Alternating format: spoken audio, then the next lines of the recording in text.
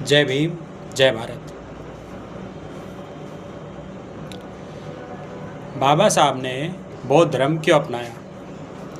क्योंकि अनिल मिश्रा जैसे नीच मानसिकता वाले लोगों की वजह से हरियाणा के आईपीएस वीआई पूर्ण कुमार 8 पन्नों का सुसाइड नोट लिखकर सुसाइड कर लेते हैं।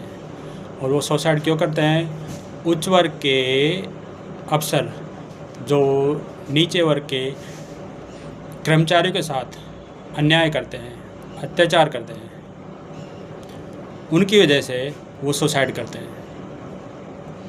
और बाबा साहब उस टाइम अगर जीवन भर इस मानसिकता को बदलने के लिए संघर्ष नहीं करते और बौद्ध धर्म को नहीं अपनाते तो आज एक आईपीएस नहीं, हजारों हवलदार, थानेदार, आईपीएस, टीचर, डॉक्टर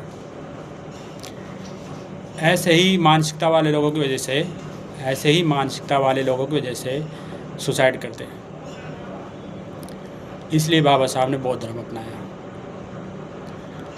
और जो लोग बाबा साहब जैसे महापुरुष पर गलत टिप्पणियाँ करते हैं, गलत शब्द बोलते हैं, उनको ऐसा इंसान बनने के लिए एक जन्म नहीं 7 जन्म लेने पड़ेंगे।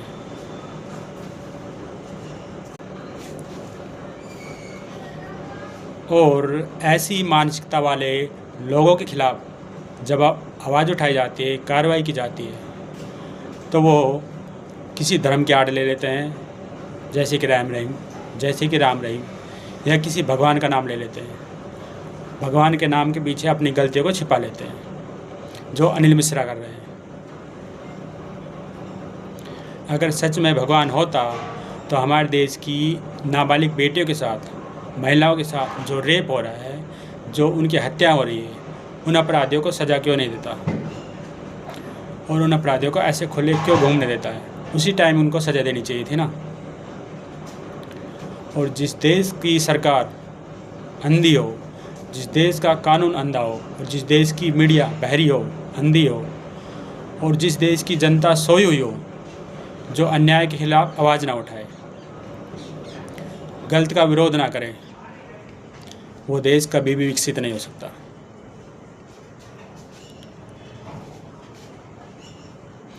और बाबा साहब को समझना गधों का काम नहीं है। जो अपने आप को समझ सकता है वही बाबा साहब को समझ सकता है, और जो बाबा साहब को समझ सकता है वही महात्मा बुद्ध को समझ सकता है। बाबा साहब ने बौद्ध धर्म इसलिए भी अपनाया, इंसान को इंसान बनाने के लिए।